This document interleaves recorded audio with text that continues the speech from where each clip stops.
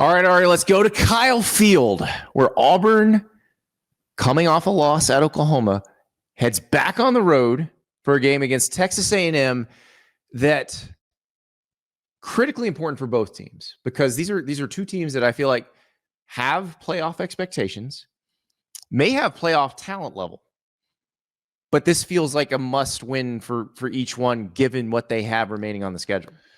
Yeah, I mean, is this the old Texas A&M, or is this the first year where Texas A&M is something different?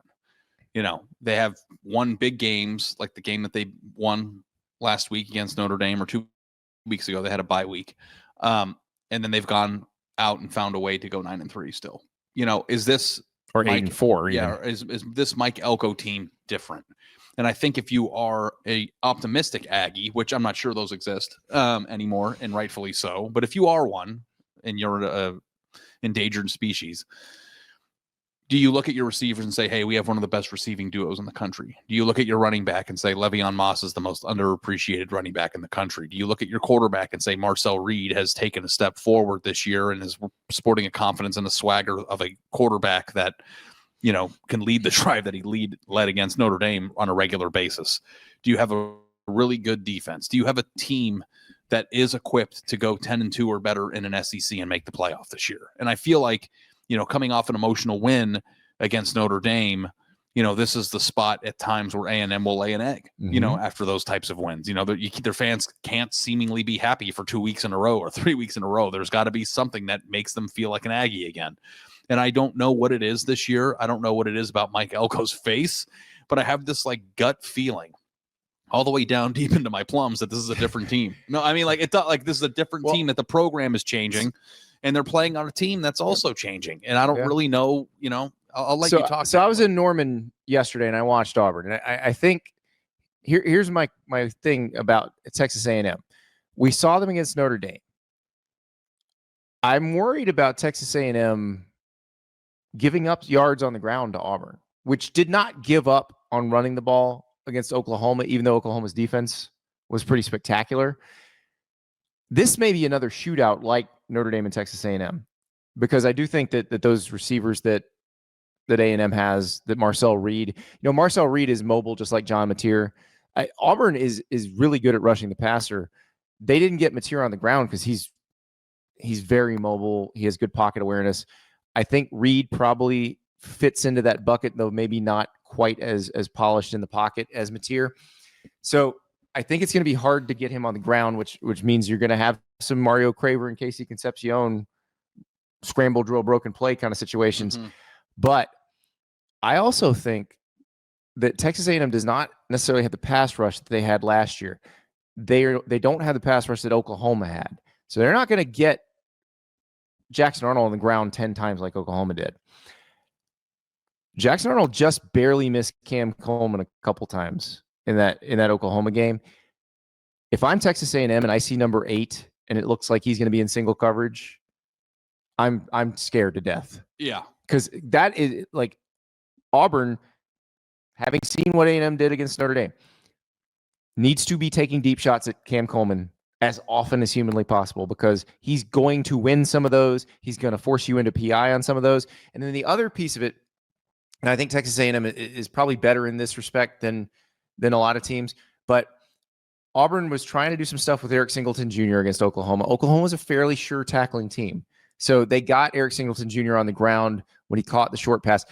You have to be very careful with those intermediate and short things with Eric Singleton, because you miss a tackle, if he slips a tackle, he's gone.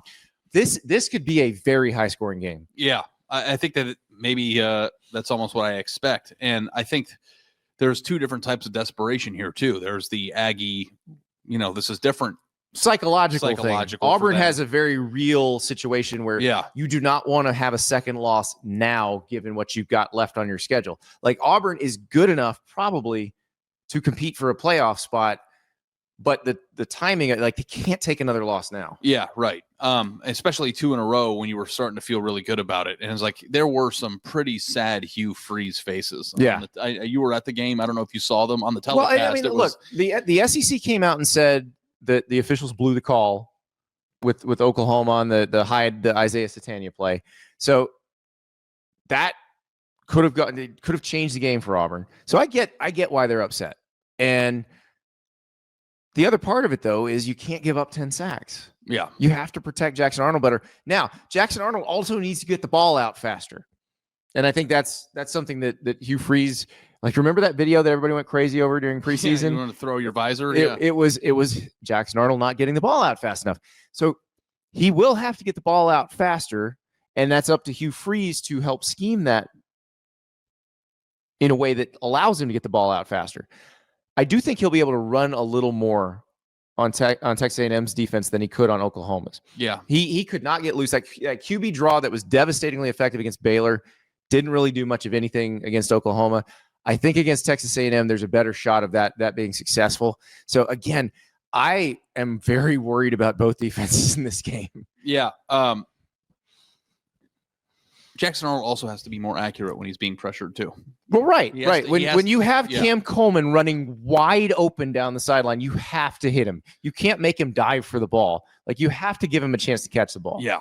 And it sounds so stupid because I don't play quarterback, but it's like the one fundamental thing that you need to expect from your starting quarterback in the SEC is that when he has enough time to get a throw off, that he can be even remotely accurate when you have a receiver like that.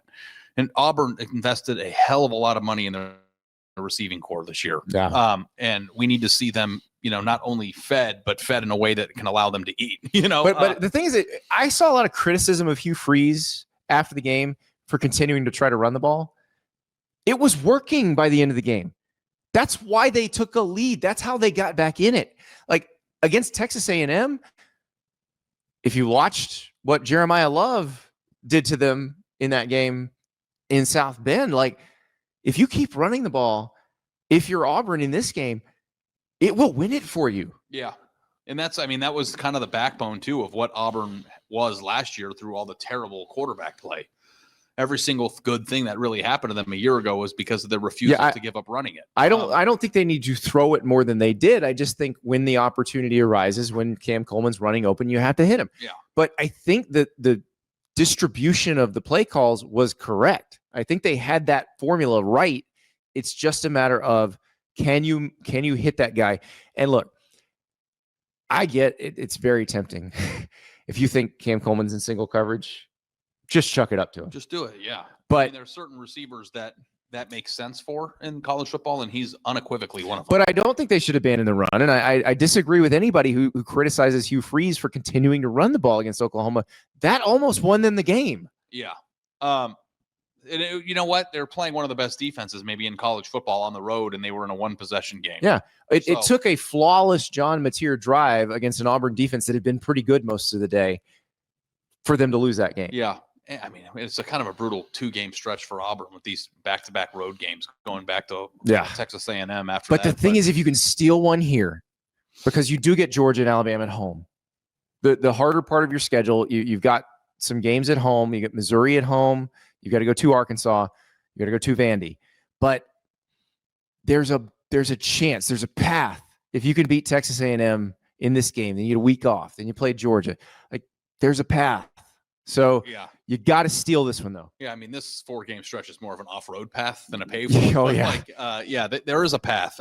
Meanwhile, if you're Texas A&M and you win this one, you're feeling very good about yourself. Yep.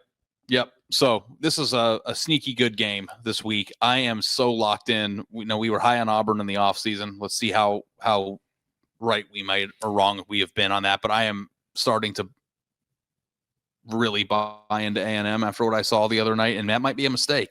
Cam Coleman will have 275 yards receiving. I don't know, but this is a loaded week in college football. You have Penn State hosting Oregon. You have Alabama going to Georgia. You have a bunch of really big name brand games. This one might be the most fun. This one might be the one we're talking about by the end of the day. Yeah. I mean, if A&M wins it, especially. So, well, best thing about college football is you're always 6 days away from another banger of a day. So, cannot wait, and I can't wait to see what this one looks like.